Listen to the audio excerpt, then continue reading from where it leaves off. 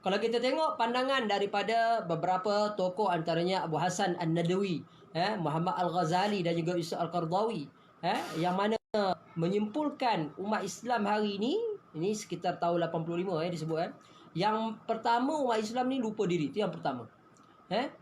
Kenapa lupa diri? Sedangkan kita umat terbaik. Jadi kita ni lupa, jadi umat teruk pula. Yang kedua, kita ni umat yang tenggelam di belakang timbunan kemajuan material.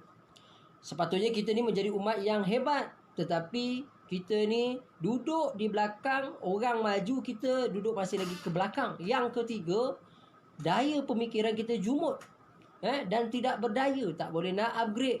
Yang keempat, kekuatan ekonomi yang lemah. Yang kelima, bagaimana kuantiti belum berguna walaupun jumlah besar. Maknanya kita umat yang jumlah mungkin kita kata 2 bilion daripada 7 bilion, besar lah. Tapi kualitinya tak bersatu padunya dengan kemiskinannya, dengan perpecahan dan sebagainya.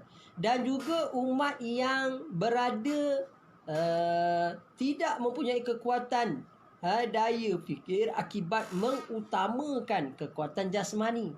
Ini pun sama juga, satu hal juga.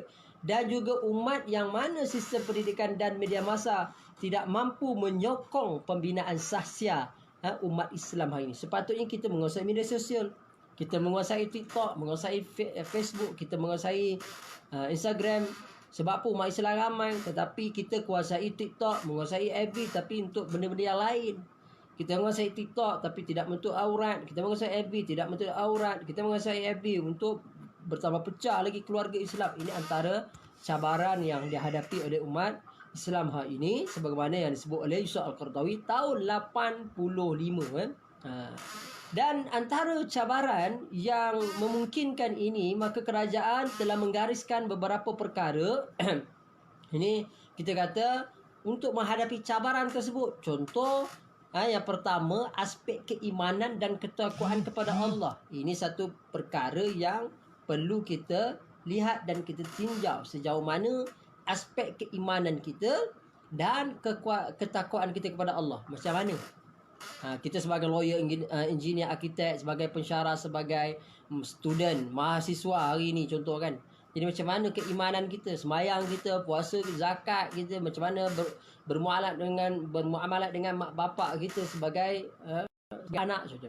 Yang kedua, kerajaan yang adil dan beramanah, yang ada integriti. Macam mana hari ni bukan kerajaan tu besar sangat dalam rumah, dalam keluarga, dalam masyarakat. Macam mana kita ni adil ke tidak dalam membuat satu keputusan.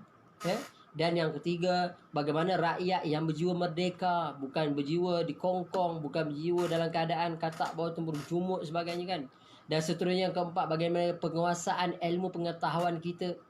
Adakah ilmu kita masih lagi tahap lama, tak upgrade? Sepatutnya sentiasa up to date, sentiasa update the new knowledge, dapatan baru. Tapi kita bagaimana?